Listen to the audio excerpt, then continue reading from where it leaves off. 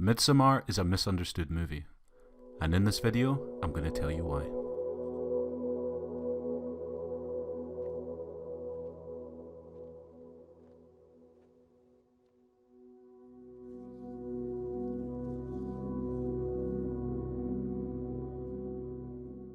Midsommar received quite a mixed reception upon release, but I don't think it was a letdown at all. Instead, I blame poor marketing and people not weighing their expectations who went to see it properly for this reception. Ari Aster instantly became one of horror's hottest directors when he dropped Hereditary. In my opinion, a film destined to go down as a horror classic. That film was a well-paced supernatural fright fest that had a good list of spooky scenes littered throughout it. It focused on chilling imagery and unsettling themes on the subject of passing down inherited flaws. It also had an intense dread-filled atmosphere, and horror that just kept ramping up until the third act, that gave audiences a thrilling haunted house climax. Many people believed Ari Aster's next film, also a horror, would be in the same vein. A super suspenseful and scare-filled ride, once more focusing on a cult. The marketing for the film also promoted this idea, with it comprising of people screaming, unsettling imagery, and only giving away that a group of young people go to a creepy cult and it doesn't end well for them. If you go into Midsommar expecting this type of experience, you're going to be disappointed. It's just not that type of film. There seems to be this disappointingly common view that a horror film fails if it doesn't actively scare you. There's been so many times I'll talk to someone about a great horror movie and they'll snub their noses at it because it never gave them a fright. What a ridiculous stance to take. Calling something a horror is just to use conventions the film contains to categorise the movie into the genre, and you can then categorise them further into various subgenres. Are many horror films frightening? Absolutely, but they don't have to be. Look at the earliest examples of Nosferatu or even its 1931 remake Dracula. They're slow-paced and hypnotically creepy films that tell a good story, but they aren't outright scary. Hell, look at something like The Addams Family. It's a horror film. It even won Best Horror Film of 1991 by the Horror Hall of Fame. Freddy Krueger himself handed over the award. The Addams Family! Just because it doesn't scare you, does that mean it's a bad film? If I was to describe what Midsommar was to somebody, I'd say it was a dark drama with many horror elements. It's definitely a horror film, but it defied a lot of the conventions you usually find in the genre to become something completely unique.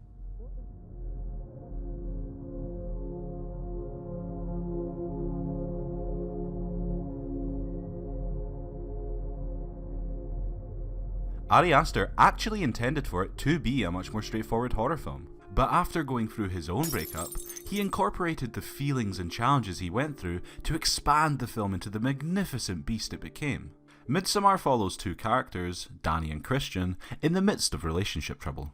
Christian is just about to leave for a trip with his university friends to Sweden, and Danny's whole family just died. Oh, okay. He invites her along on the trip, where they end up visiting a fantastical commune in the middle of the wilderness named the Harga. This is the place. The tranquil and majestic Horga. The characters are fantastic. I think many people can identify with both sides of the main pair's dilemmas. I've been in a relationship where I wanted out, but the fear of regret I would have and the thought of hurting them stopped me from doing it. Until we had a last couple of miserable months and I wished I'd ended it sooner. Then, on the flip side, I've had a relationship where I felt I might be too pushy or needy, ended up staying too distant and breaking up with a person, and I still regret it to this day. We feel so much empathy for Danny because her actress completely knocks it out of the park. This is a tour de force performance, just as Toni Collette was in Hereditary. We see her blossom from someone stuck in the darkest point of her life, and be revitalised when she's welcomed into the Harga. On the opposite side, her boyfriend Christian is also going through his own turmoil. We understand he wants to break up with Danny, but he's scared of the repercussions and feels obligated to stay with her now she's lost her family. I have to say though, Danny's boyfriend may be one of the most horrendous people in a film I've ever seen. Happy birthday to you. Happy birthday. He's so insanely unlikable, it almost borders on comical. He's a leech off his friends, a terrible unsupportive boyfriend, and the further into the film you go, the more and more you grow to hate him. But even then, by the end, I still felt sorry for him, as what he's put through is incredibly harsh and put in place by high emotions in the moment. If there was a list of top 10 dickheads in movies though, he'd be pretty high up. There's a load of characters in this, and they're all good. They serve a purpose rather than just being filler characters there to meet a body count. There's a comedy character to balance out the dread, Christian's friend, who is a driving force behind learning the Harga culture, while also elevating how much of a dick he is.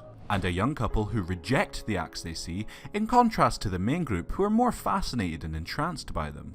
However, the one underbaked element is this inbred kid who seems like he's going to be a big deal, but in the end amounts next to nothing. It's strange, it's almost like he's a red herring, but it's more than likely just a plot element that got cut out.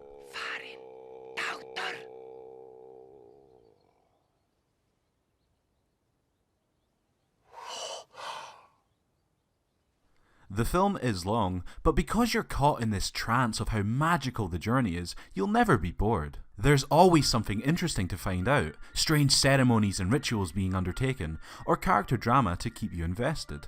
As I say, this is not a film that hits you with jump scares or consistent creepy imagery. The horror is very real, and deep-rooted in fear dealing with grief, betrayal, and being lost in life. Something I can personally relate to. Its aims are not to startle or scare you, but explore these intensely personal themes while being inside a fascinatingly creepy setting. The movie is a slow burn, and as the wonder of the commune dwindles, that's where the true horrific acts begin to take shape and it descends more into what people expected of it, while in keeping with its wonderful trance-like atmosphere. You know something bad's gonna happen, but you're left to sit there nervously while the horror slowly envelopes the movie. The whole finale is one of the funnest times I've ever had in the cinema. I had the perfect audience to go see this with when I saw it, and the entire theatre was rolling with this nervous, confused laughter. It's incredibly fun, but at the same time, also immensely disturbing.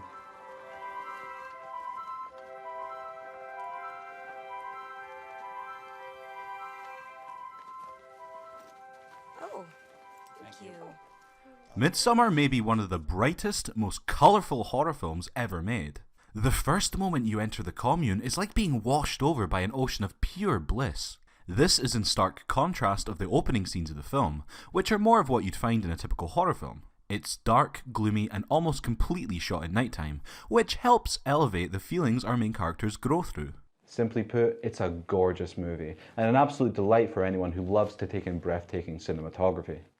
But it's not just pretty, so much of Midsommar is actually told through the mise-en-scène itself. Often the camera will pass by paintings or runes that clue you into what's truly going on, or even events that are coming up. It really rewards people who pay close attention, and is filled with a ton of details. This is because the Ruby Rather is a work forever in progress, forever evolving. We have many, many hundreds of these.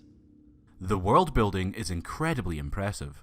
The Harga themselves are infinitely interesting. This cult is completely realised by Aster. Their belief structure just hits that perfect spot, where their logic is that right amount of intelligent argument where you can understand and almost get behind the way they live, but they go that one step too far and reveals that underneath it all, they really are insane and evil. It's a movie where every single element, be it the characters, themes, visual style, it makes you feel conflicting emotions towards them. I just love movies like this where nothing's black and white.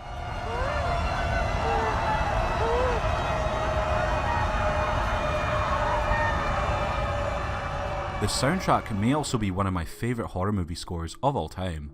I often put this on while I'm going out for walks and it never gets old to me. It's the perfect blend of horrifying yet beautiful. Even if you haven't seen the film, just listen to the track Fire Temple. It's just a stunning piece of music.